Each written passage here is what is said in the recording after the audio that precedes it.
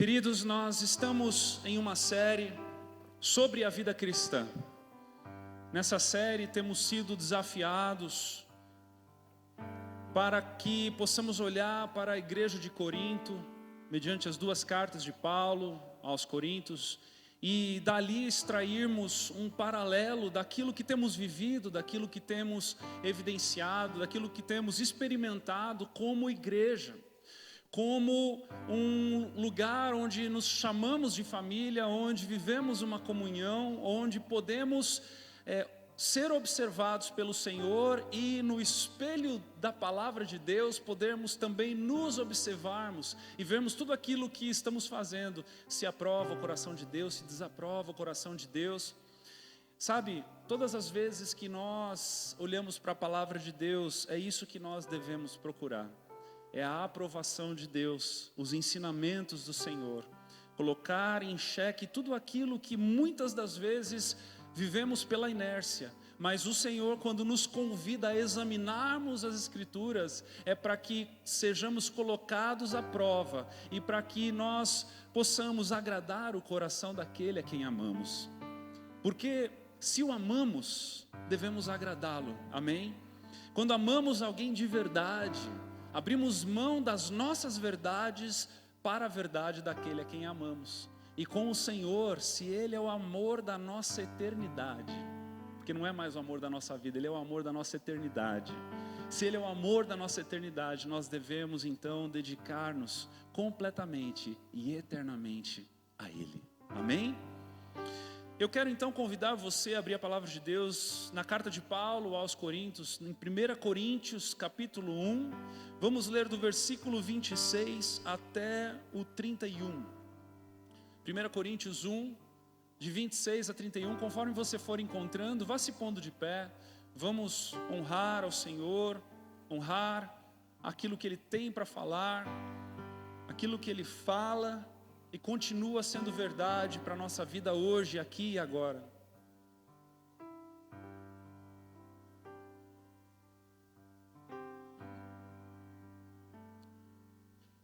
Primeira Coríntios 1, 26, diz assim: Irmãos, reparai, pois, na vossa vocação, visto que não foram chamados muitos sábios segundo a carne, nem muitos poderosos, nem muitos de nobre nascimento. Pelo contrário, Deus escolheu as coisas loucas do mundo para envergonhar os sábios, e escolheu as coisas fracas do mundo para envergonhar as fortes.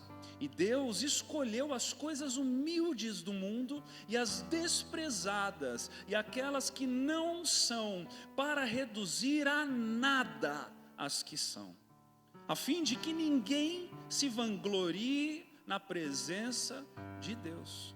Mas vós sois dele, em Cristo Jesus, o qual se nos tornou da parte de Deus sabedoria e justiça e santificação e redenção, para que, como está escrito, aquele que se gloria, diz o quê?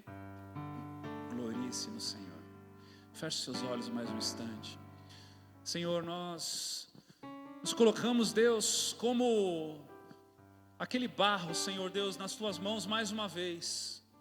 Não para cumprir um rito, mas para verdadeiramente sairmos daqui mais originais e mais verdadeiros, mais parecidos contigo, em todos os pensamentos e emoções, espírito, alma e corpo.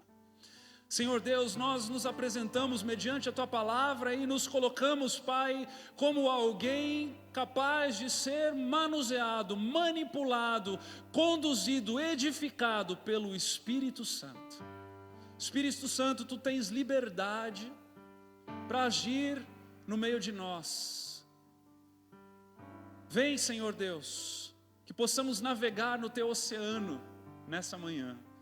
Assim como cantamos nessa manhã, que possamos nos permitir sermos encharcados pela Tua presença, para que possamos, Senhor Deus, verdadeiramente sermos tocados e mexidos e transformados pelo Senhor, em nome de Jesus, amém e amém. Podem se sentar. Queridos, que louvor mais nostálgico hoje, né?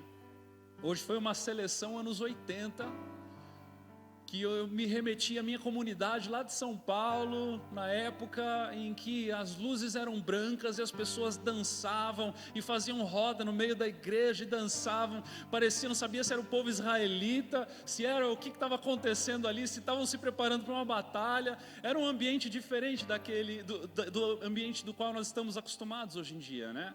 Se passaram décadas, as coisas vão mudando, a comunicação vai mudando, mas a palavra de Deus permanece a mesma, amém?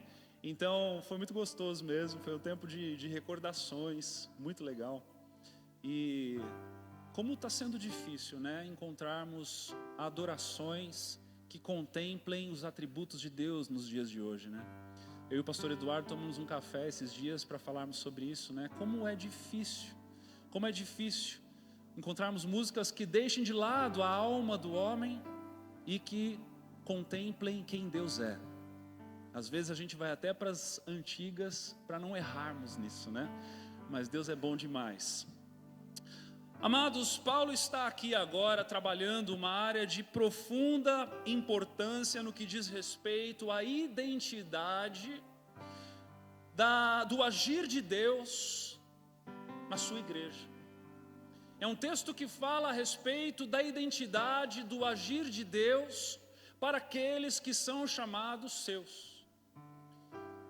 Ele começa a trabalhar, claro que havia um motivo pelo qual ele escreve, havia uma situação, já falamos no domingo passado e no domingo retrasado.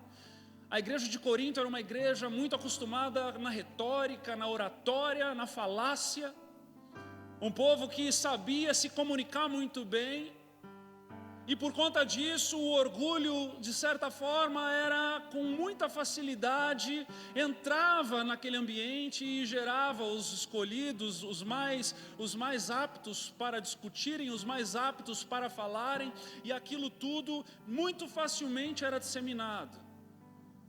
E nessa manhã eu creio, assim como hoje à noite nós teremos o culto às 18 horas, eu creio que é um momento de sermos colocados perante um espelho.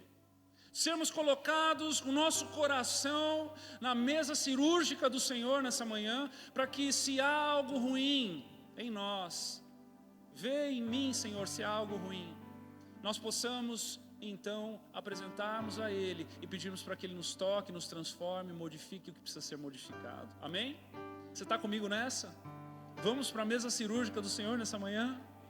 Amém. Irmãos, prestem atenção em vocês. Reparai, pois, na vossa vocação. Prestem atenção entre vocês de todos os que foram chamados para essa fé. Observem uns aos outros.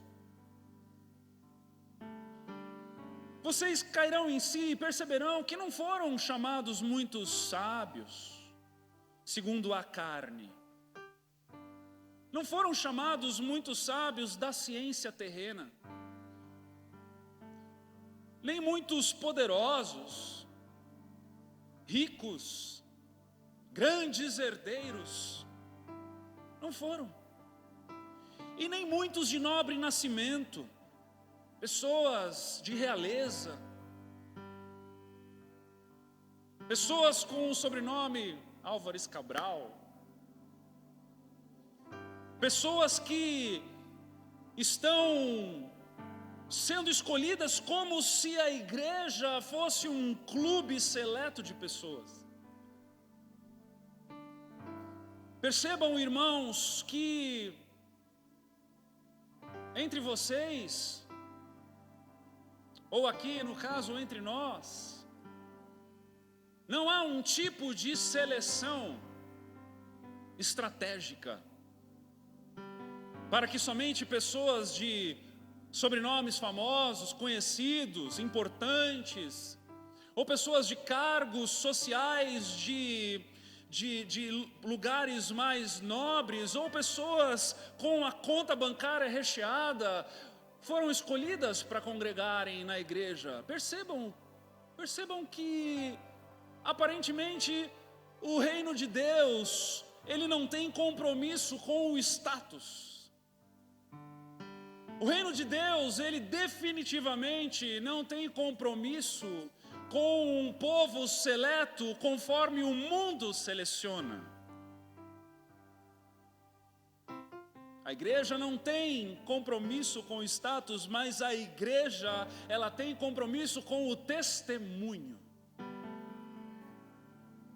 Não é o status que te coloca com o microfone na mão, não é o status que te coloca como um líder de um grupo pequeno, não é o status que te coloca como um líder de um departamento, mas é o testemunho de vida do cristão, do salvo, do regenerado, daquele que aceita Jesus como Senhor e Salvador.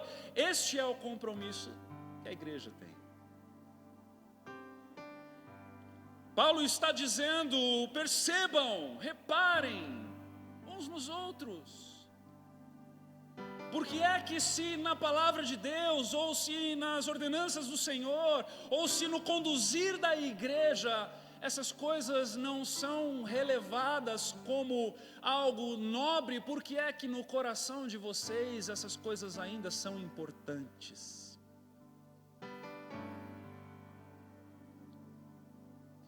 Se o mestre se fez de servo, se o mestre decidiu lavar os pés sujos, inclusive do traidor, por que é que eu e você ainda consideramos o status no nosso coração?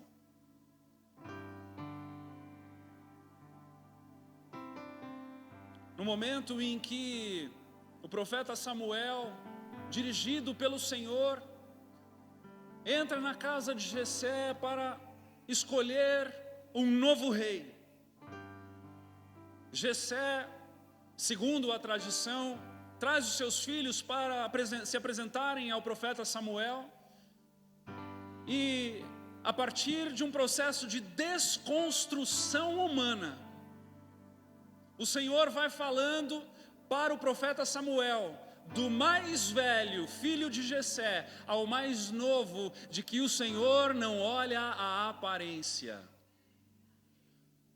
Ao ponto, lá no capítulo 16 de 1 Samuel, versículo 7, o Senhor, contudo, disse a Samuel: não considere sua aparência nem sua altura, pois eu o rejeitei. O Senhor não vê como o homem. O homem vê a aparência, mas o Senhor vê o coração. Esse era o ensinamento que Paulo estava lembrando os coríntios. Perceba que a nossa comunhão, ela é baseada num coração quebrantado na presença de Deus. Ela nunca será baseada no status e nem muitas das vezes no título eclesiástico. Porque aos olhos de Deus somos todos irmãos. Aos olhos de Deus somos todos coração.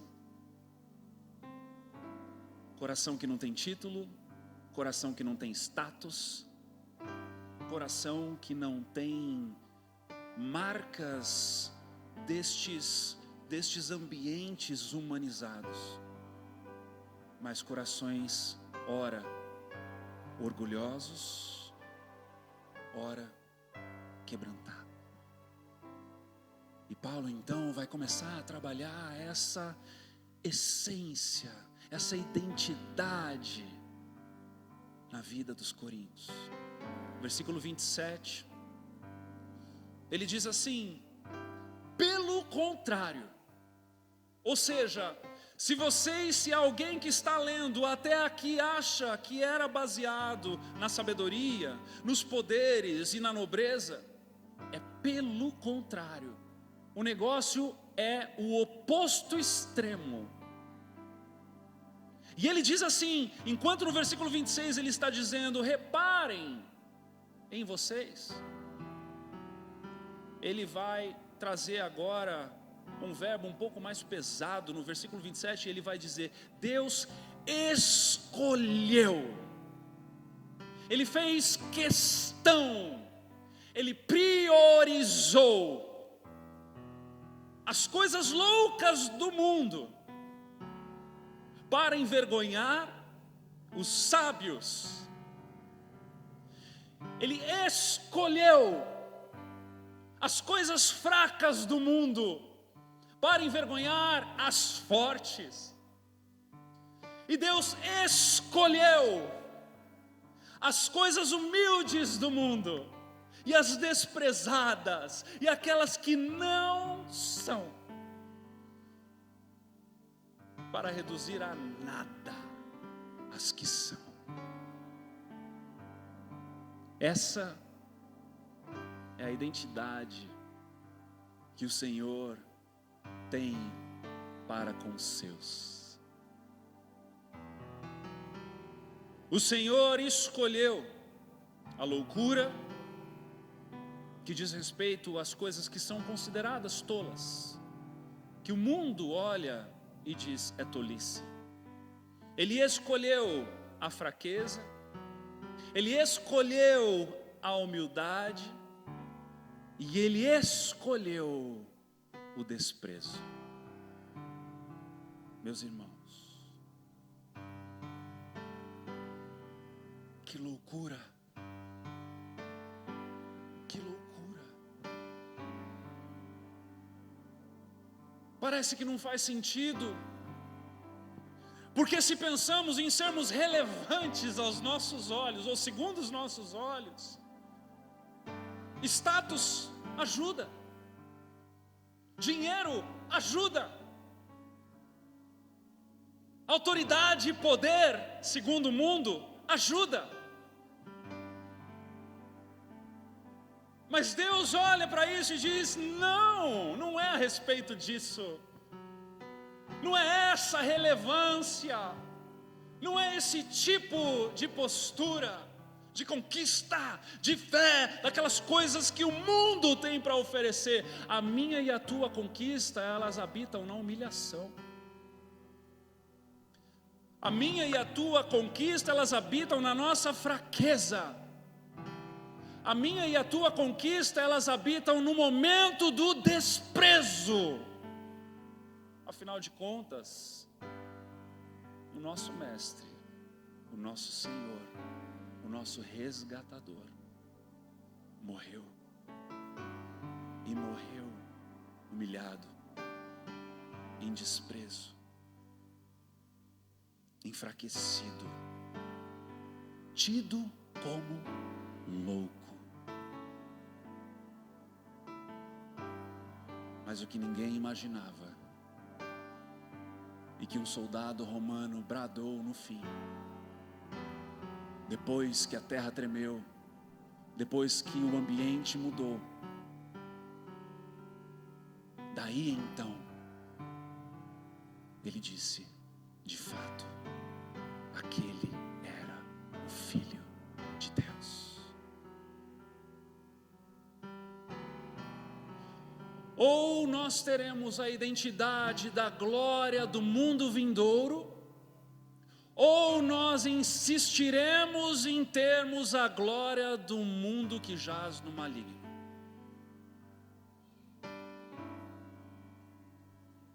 Ou nós caminharemos para um caminho estreito de desprezo, de loucura, de fraqueza, de humildade, ou confundiremos as vitórias deste mundo como se fossem oferecidas por Deus.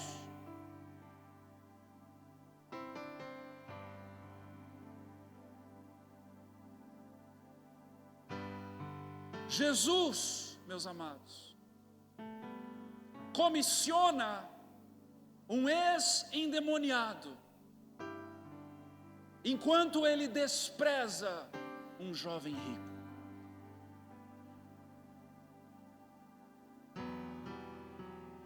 Enquanto todos os palácios do mundo congelavam no sereno dos seus mármores, um paiol não se continha na alegria do nascimento de Deus conosco. Enquanto os justiceiros apontavam as suas peixeiras de pedra para uma pobre coitada, Jesus evitava olhar para a sua vergonha exposta de forma tão covarde.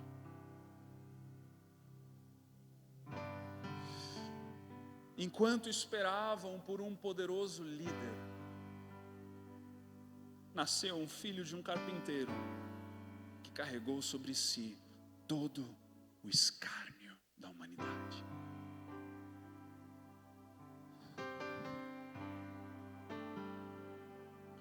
E Paulo lembra aos Coríntios e nos lembra hoje que Deus escolheu assim.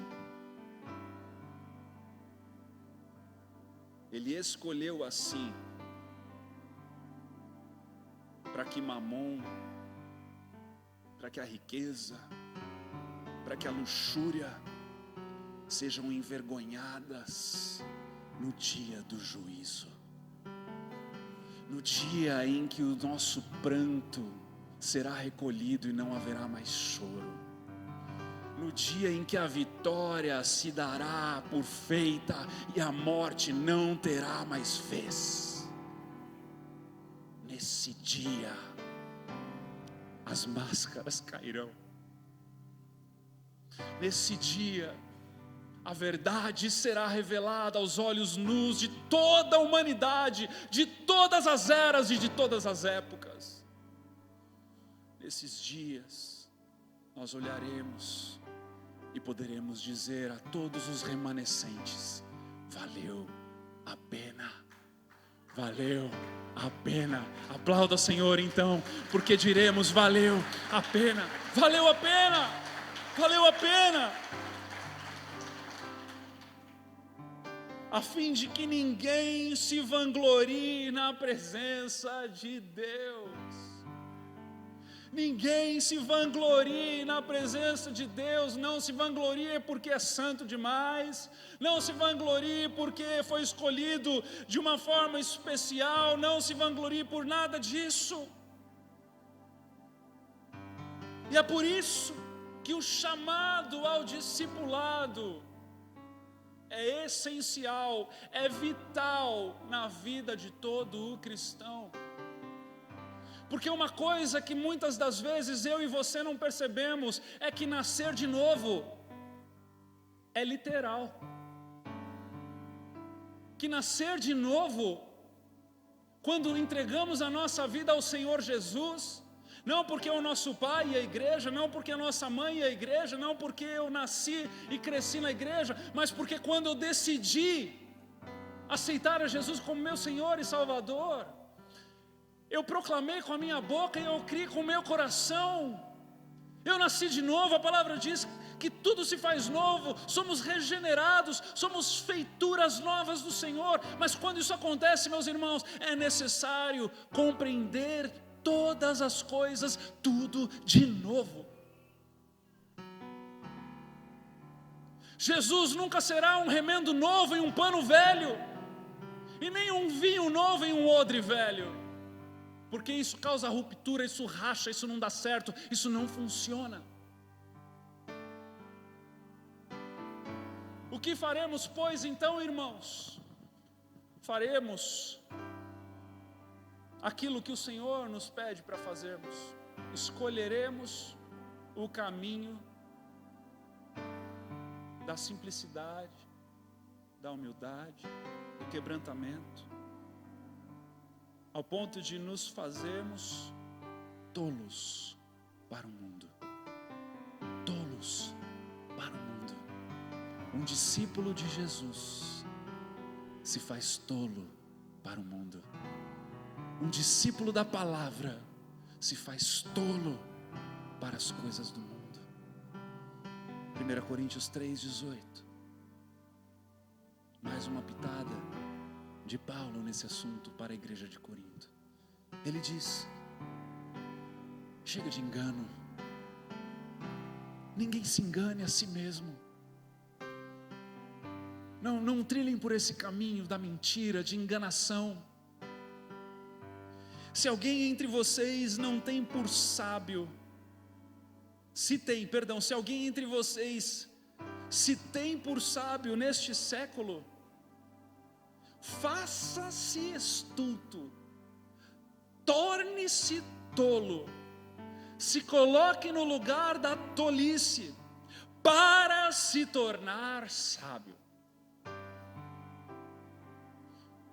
Ele está dizendo, se você se achegou a Jesus, e você já tem uma bagagem de conhecimento e sabedoria, e você já tem uma bagagem com respeito às lidas desse mundo, e você já tem uma bagagem como você faz com a tua vida, como você faz no teu casamento, como você faz com as coisas das mais ordinárias, as coisas mais complexas.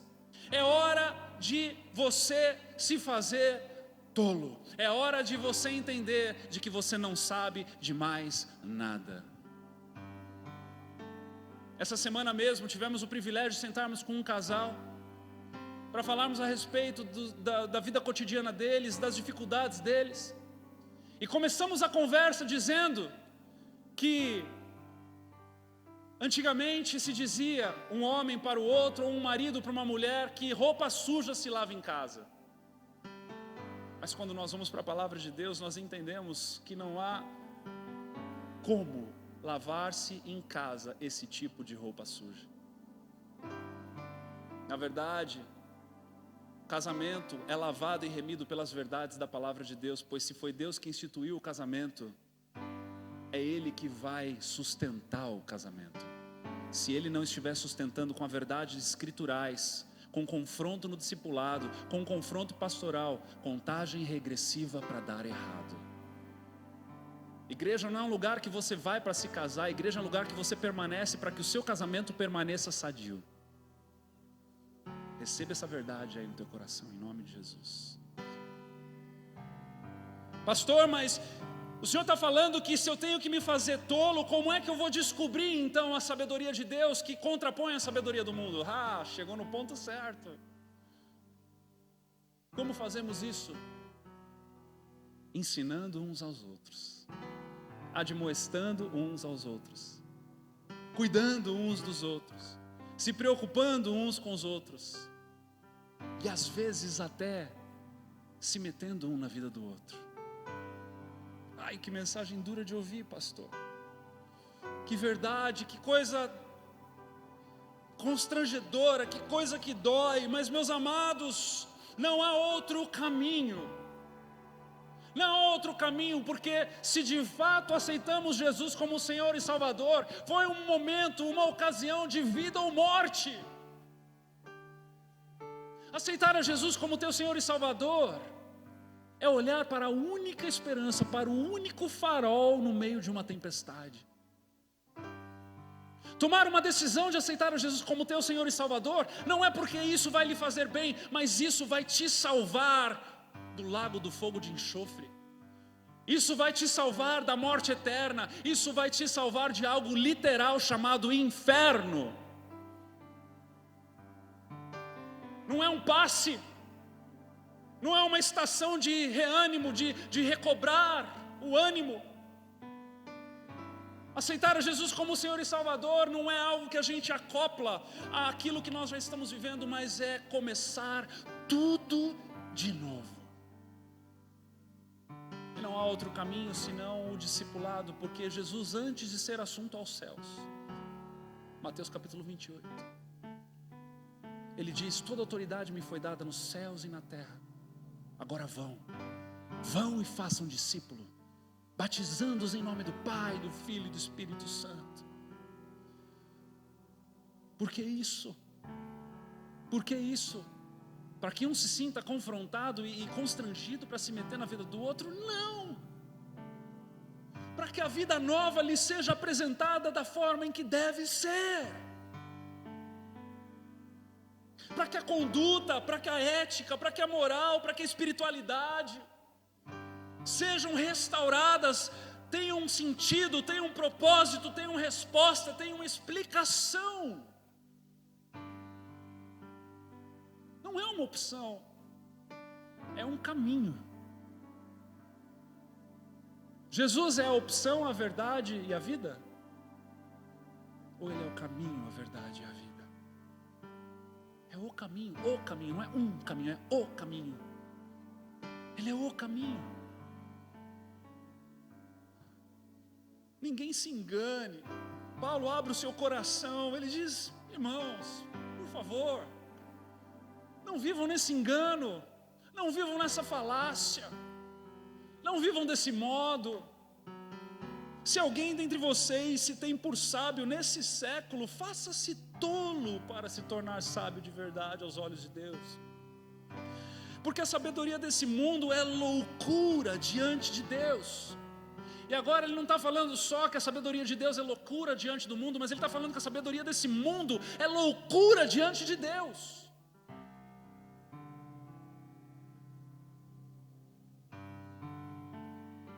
Porque está escrito: ele apanha os sábios na própria astúcia deles.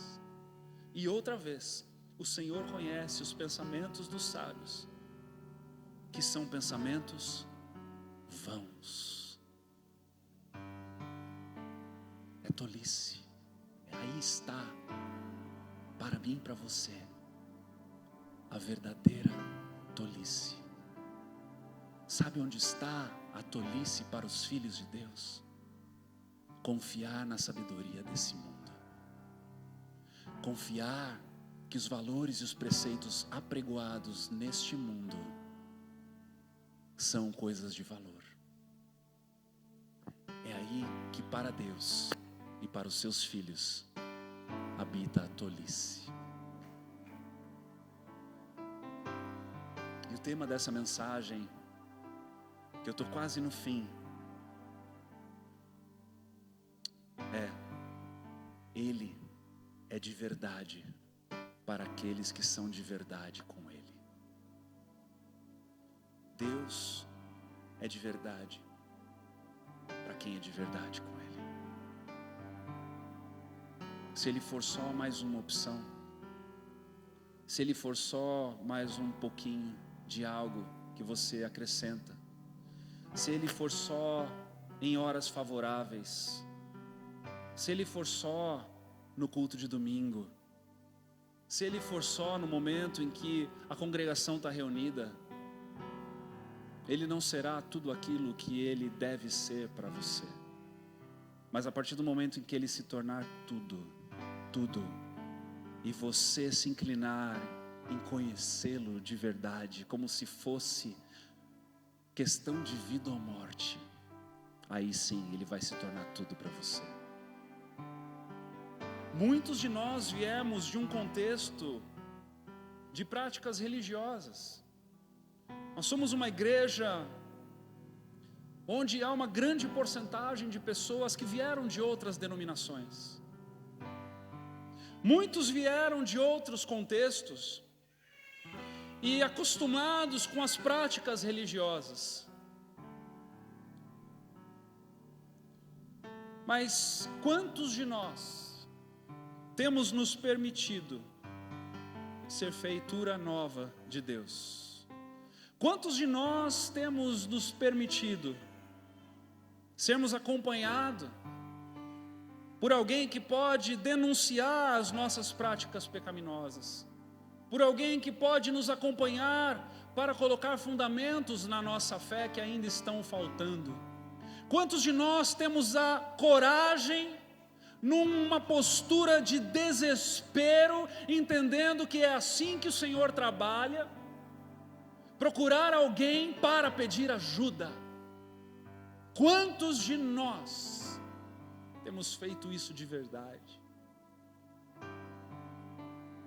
A comunhão dos santos é deliciosa e é tudo lindo e maravilhoso, chegamos todos cheirosos aqui. Eu já não estou muito mais, mas eu passei desodorante e cheguei aqui bonito, cheiroso, autoestima, né? Bonito. E cumprimentei irmãos, irmãs, demos o nosso glória a Deus, falamos o nosso aleluia, bradamos no momento do louvor, trouxemos o nosso dízimo contadinho. Tudo isso faz parte, e eu não vou desconstruir nada disso. Mas se for só isso, eu preciso dizer para você que é oco demais. É oco. É como está lá em 1 Coríntios 13, é como o sino que bate e é um barulho ensurdecedor, mas se não tiver amor, de nada vale. De nada vale. Perceba que a palavra hoje nos coloca perante um espelho. E sabe, não é um espelho coletivo, parece que é um espelho de uma cabine telefônica. Quantos lembram de cabine telefônica, né? Hoje não existe mais isso. Mas é um espelho que parece que você está dentro de uma cabine telefônica, não tem ninguém à tua direita, ninguém à tua esquerda, é só você e a palavra, é só você e Paulo, é só você como igreja de Corinto e Paulo na tua frente dizendo: e aí? O que está aí por dentro? Qual é a essência? Qual é a raiz? O que está de verdade aí sustentando a tua fé? A hora que o fogo vier e a palha for queimada, o que é ouro que ficou aí? O que é ouro que ficou aí? Porque tudo isso vai passar. Tudo isso vai passar. As práticas passarão, as profecias cessarão. O precisar trazer o dízimo vai passar. O precisar ir à igreja vai passar. Porque um dia eu e você estaremos face a face com o nosso Deus. Mas o que é verdadeiro, o que é ouro, o que é genuíno, o que é fundamento de fé, o que é que vai sobrar dentro de cada um de nós? O que é que vai sobrar? Um amor que não cabe dentro de si e por isso eu faço o que eu faço? Ou será que seremos denunciados que fazemos o que fazemos para nos sentirmos bem, mas dentro não tem aquele amor? Porque aquele que ama se entrega, aquele que ama não se envergonha, aquele que ama se humilha, aquele que ama aceita o desprezo, aquele que ama se permite ser admoestado, aquele que ama é ovelha em direção ao matadouro, aquele que ama é uma cópia de Jesus.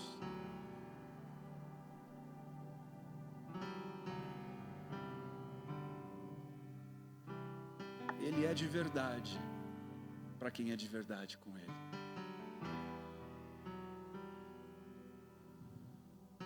Paulo então, num momento de apelo, trazendo essa proposta contrária, essa proposta de virar a mesa do coração de cada um ali. Ele termina no versículo 30 e 31 dizendo: mas vocês são dele. Vocês são de Cristo Jesus. É Cristo Jesus que rege a vossa vida, é Cristo Jesus que está no controle, é Cristo Jesus, tudo em vós, o qual se nos tornou da parte de Deus. Jesus, a sabedoria, Jesus, a justiça, Jesus, a santificação, Jesus, a redenção. Para que, como está escrito, aquele que se glorie, glorie-se no Senhor. Por que no Senhor? Por que não aquele que se gloriar, glorifique, não se glorie, mas glorie o Senhor? Mas por que glorie-se no Senhor? Porque mais uma vez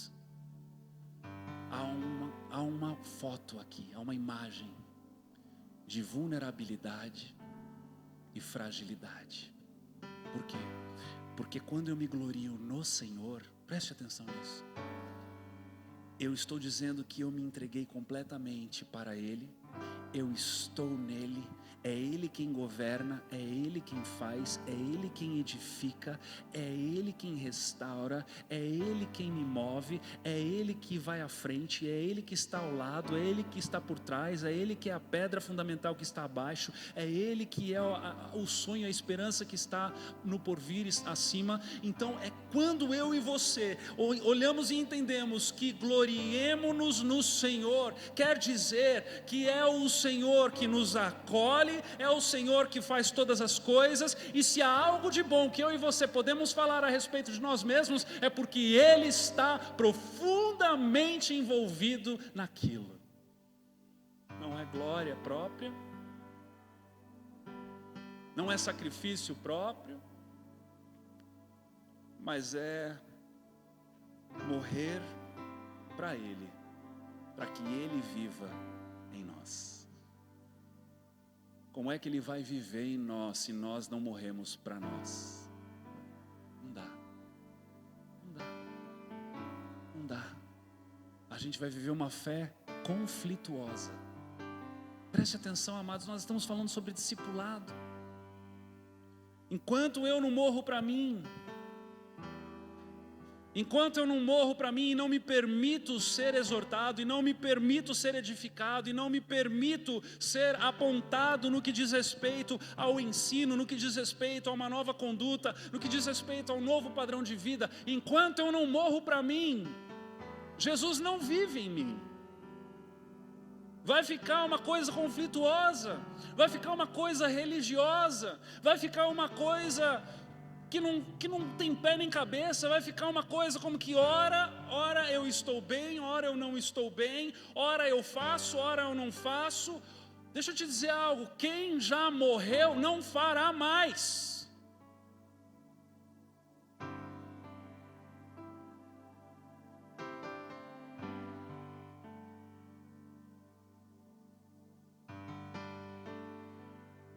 Quem já morreu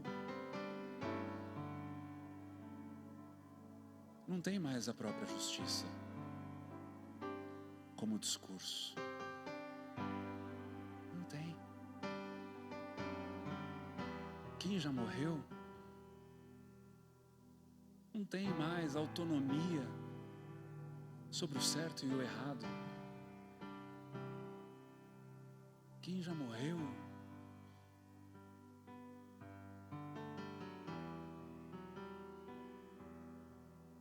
sim, é verdade que eu e você ainda vivemos com o pendor da carne, porque estamos nessa carne. Mas eu estou aqui nessa manhã para te lembrar que em Cristo Jesus você já morreu. Você já morreu. Agora, que Ele viva. Que Ele viva. Que Ele te conduza. Que Ele te ensine. Que Ele te confronte. Que Ele mude o que precisar mudar. Que Ele faça o que for necessário fazer, que Ele te proporcione o que precisar ser proporcionado, que Ele te estimule no que precisar ser estimulado, que Ele te edifique o que precisar ser edificado. Mas deixa o velho homem quietinho lá no caixão, deixa o velho homem quietinho lá naquele buraco, que você já foi enterrado, para que Jesus seja glorificado na tua vida, em nome de Jesus. E perceba que toda ocasião é oportunidade de aprendizado, que toda conversa é oportunidade de Cristo ser vivificado, em nome de Jesus, em nome de Jesus. Que Jesus seja a tua sabedoria, seja a tua justiça, seja a tua santificação e seja a tua redenção.